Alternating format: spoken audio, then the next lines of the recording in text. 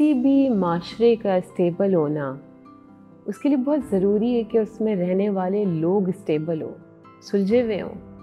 अगर वो अंदर से ही उलझे हुए हैं, तो वो आपस में उलझते ही रहेंगे।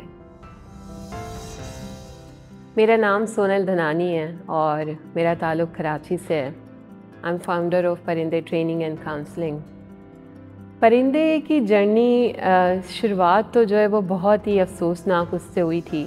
पाकिस्तान में जब भी हम किसी तशद्दुद का, चाहे वो घरेलू तशद्दुद है, चाहे वो माशरे में किसी किस्म का तशद्दुद है, उसकी कभी भी हम वजह सुनते हैं तो आखिर में एक स्टेटमेंट दिया जाता है कि जिसने भी वो तशद्दुद किया, वो किसी भी फॉर्म का वायलेंस था, उसको करने वाला किसी ना किसी ज़हनी तनाव का शिकार था।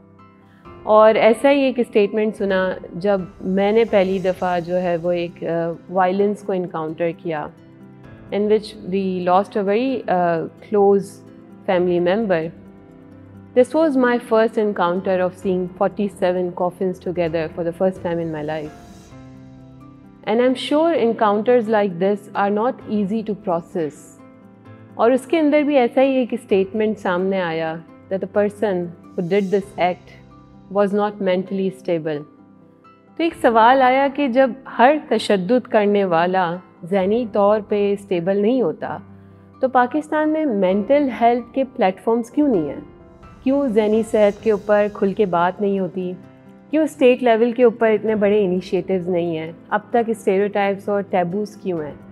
वहाँ से परिंदे की जर्नी शुरू हुई और परिंदे ने जो मुख्तलिफ किया वो ये था कि हम इस तरफ नहीं होंगे जहाँ हम इंतज़ार करेंगे कि हम सर्विसेज दें और लोग हमारे पास आएँ, but what we did was community approach, कि हम मेंटल हेल्थ को लोगों की तरफ कैसे लेके जाएं। So art therapy, music therapy, theatre therapy, rediscovering yourself, discovering yourself, इन मॉड्यूल्स की मदद से हमने कम्युनिटीज़ को मेंटल हेल्थ के ऊपर अवेयरनेस देना, एडुकेट करना, एक टूल फराहम करना शुरू किया। And I think for society it is very important to have one of the creative tool, and it's not necessary that that tool is art. It could be writing, it could be poetry, it could be music, it could be theater, it could be